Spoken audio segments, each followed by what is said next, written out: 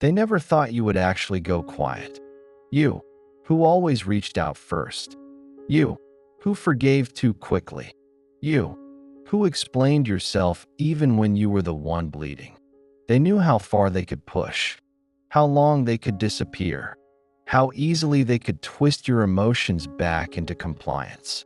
Because every time they shattered your sense of worth, you tried to fix it by loving them harder. But this time was different. There was no angry outburst, no dramatic final message, just silence. And in that silence, something changed. For the first time, they had nothing to push against, no emotional response to manipulate, no wounded heart to gaslight back into submission. They expected rage. They expected tears. They expected the dance, the endless loop of pain and apology. But when none of that came, when your voice disappeared from the chaos, something started to haunt them. Because narcissists don't just feed on admiration. They feed on control, on being the center of your emotional gravity, on knowing they can pull you back in, even after they break you. And silence, that's the one thing they can't decode. It's not praise. It's not protest. It's a void, and they don't know how to survive in a void they can't dominate.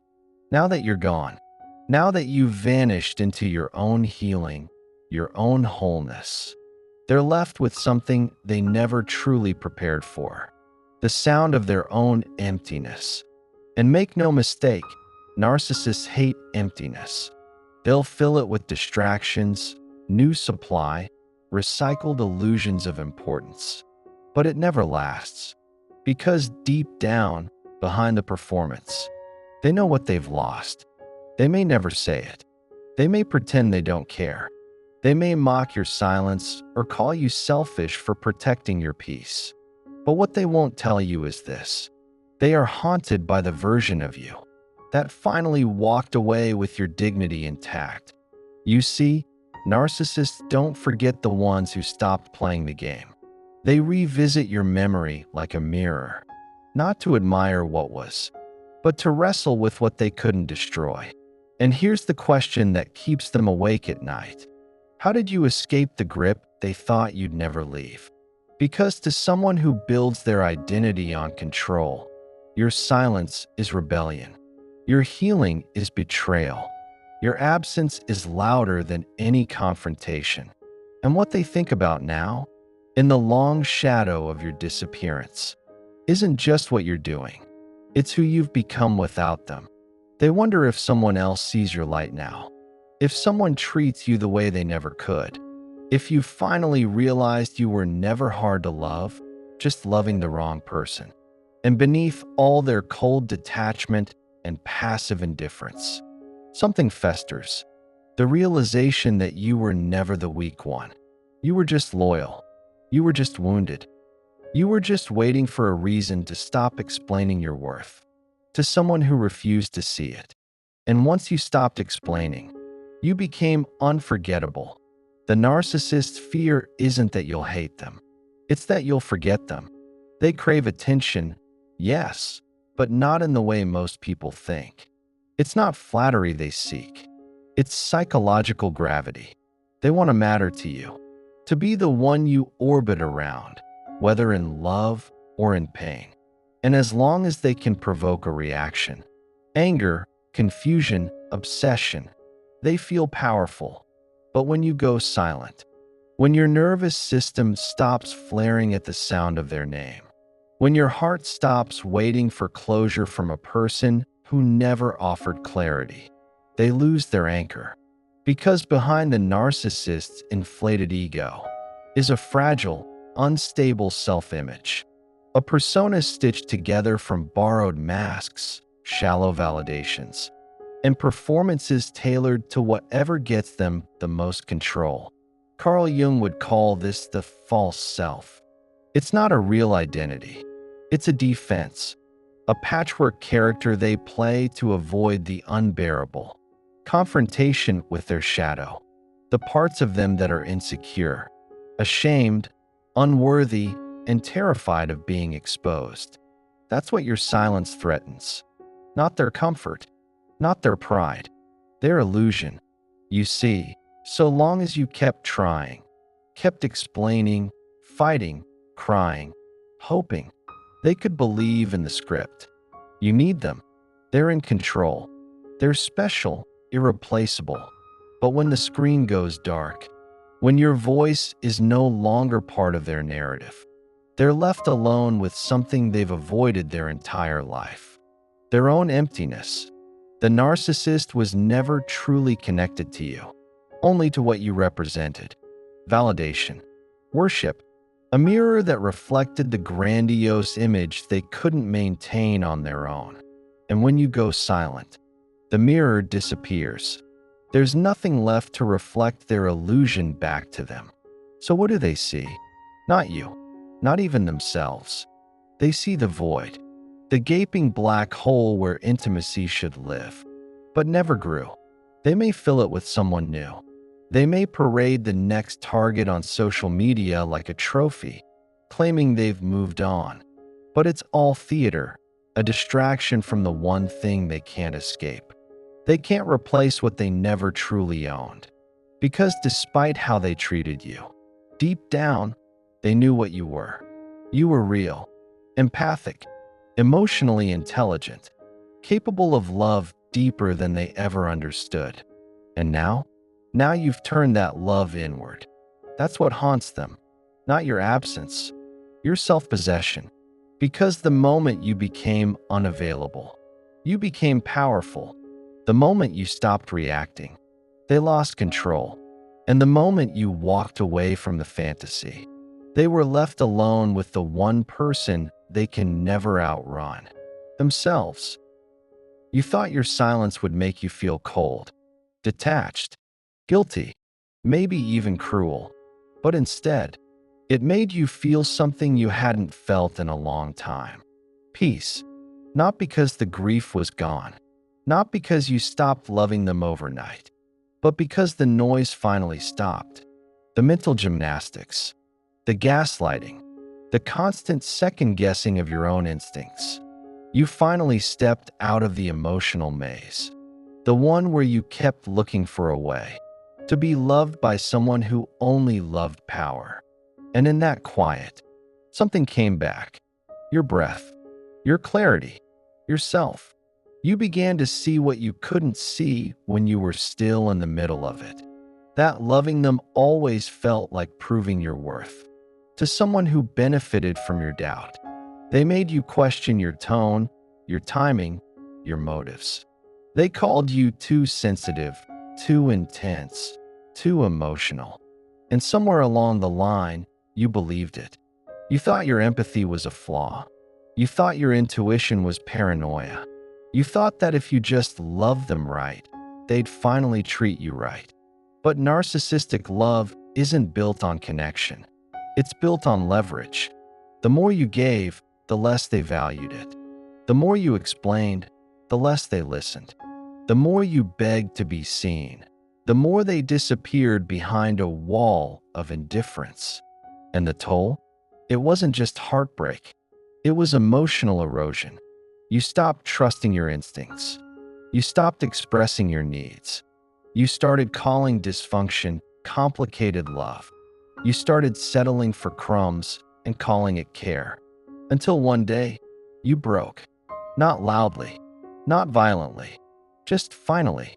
Something in you stopped trying to earn what should have been offered freely. Something in you chose silence, not as a punishment, but as protection. And while they thought your silence was just another tactic in the game, you weren't playing anymore. You were healing. You were remembering who you were before you were told you were too much. You were grieving the love you never received. You were holding the version of you that kept fighting for someone who never fought back. That's the unseen consequence the narcissist never prepared for. You stopped explaining your worth, and in doing so, you reclaimed it. Because silence, in this context, is not passive. It's revolutionary. It breaks the trauma loop. It disarms the manipulator. It re-regulates your nervous system. After months, maybe years, of hypervigilance and emotional confusion, it says, I don't need to prove myself to someone who refuses to see me. I don't need to keep the peace by abandoning mine. I am done playing a game where love is earned through suffering. And what's left in that silence is you. Your voice, coming back in your own head. Your boundaries, no longer violated in the name of understanding. Your energy, no longer leaking into a one-sided emotional performance. You didn't just walk away from them. You walked away from the version of yourself that tolerated their chaos. And that's the real rebellion. Because long before you ever went silent, you had already started to wake up to the patterns, to the gaslighting, to the way your nervous system braced itself every time they walked into the room or disappeared without explanation. You began to see that love should not feel like walking on glass. It wasn't one moment. It was 1,000 quiet heartbreaks. 1,000 times you swallowed your truth just to keep the peace. 1,000 times you minimized your needs to avoid their punishment. And at some point, the silence wasn't a strategy. It was a resurrection, a rising, a moment where you stopped asking, why can't they love me right? And started asking, why do I keep offering my soul to someone who treats it like an inconvenience? This is the rebellion. Choosing your peace over their approval. Choosing your sanity over their seduction. Choosing your wholeness over the illusion of almost love. You stopped responding not to punish, but because you finally realized your energy is sacred, and anything that makes you abandon your inner truth to feel temporarily seen is not connection. It's self-abandonment. The narcissist doesn't understand this shift. To them, silence is a tactic, a tool in the game. But for you, it was never about playing the game better. It was about leaving the table altogether. Because you began to recognize the signs of manipulation before they escalated. You began to notice how quickly love turned into control. How apologies were just setups for more betrayal. How I love you meant I own you. You broke the cycle not by fighting harder, but by refusing to fight for someone who never chose you with peace. You chose your nervous system. You chose your self-worth. You chose the version of you who no longer tolerates breadcrumbs just to avoid loneliness. And yes, it was painful. The silence echoed. The grief came in waves. The urge to explain, to fix, to be understood. It screamed, but you didn't answer. You stayed in the silence, long enough to hear your own soul whisper, I'm proud of you. You didn't betray yourself this time. You finally kept the promise you always broke, to never abandon your own heart again. That's what real freedom looks like. Not perfection, not apathy, not cold indifference, just radical clarity. The kind that doesn't need revenge. The kind that doesn't need them to understand. The kind that doesn't need closure, because your exit was the closure. And while they may still circle back, still try to bait you into the cycle with old tactics dressed as apologies, they will find a different version of you waiting. Quiet, calm, unreachable, not because you're bitter, but because you're finally whole.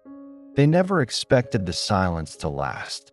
They told themselves it was a phase, that you'd reach out like you always did, that your heart was still tethered to the same wound they created. And for a while, they were right. But what they didn't count on was your evolution. You didn't just go quiet. You transformed. At first, the silence was a survival instinct. It was shaky, uncertain. It felt like holding your breath underwater, not knowing if you'd make it to the surface. But over time, it became sacred. It became a sanctuary. It became your return to self. Because silence isn't just the absence of noise. It's the presence of clarity. And that clarity showed you something they never wanted you to see. That you were always enough. that the love you gave wasn't the problem, it was the mirror. A mirror too bright for someone who only knew how to love from the shadows. The narcissist didn't discard you because you were unworthy. They pulled away because your depth exposed their emptiness.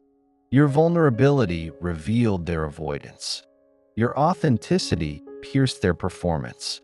And that's what haunts them now. They didn't lose someone weak. They lost someone rare. Someone willing to see their wounds and still offer love. Someone who showed up with truth, even when lied to. Someone who didn't play games, even when dragged into them. And now, long after the performance has ended, they sit with the ghost of the one thing they never thought they'd lose. Your emotional access.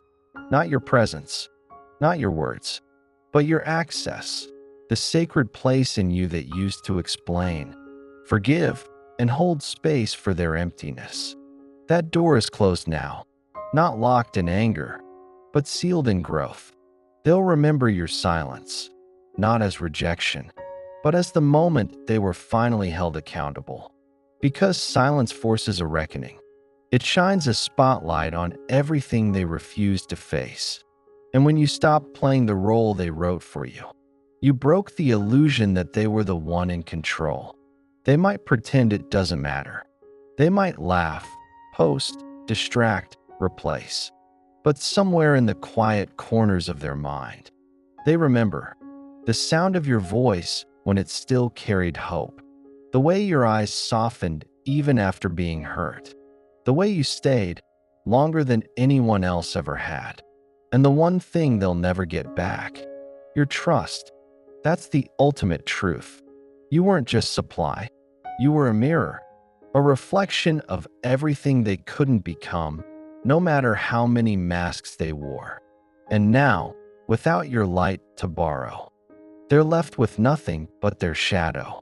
Let them haunt themselves with what they lost.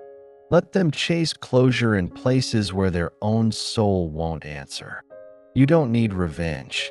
You don't need validation. You have something far more powerful. Freedom. The kind that doesn't speak. The kind that doesn't explain. The kind that moves forward with peace on your face and fire in your heart.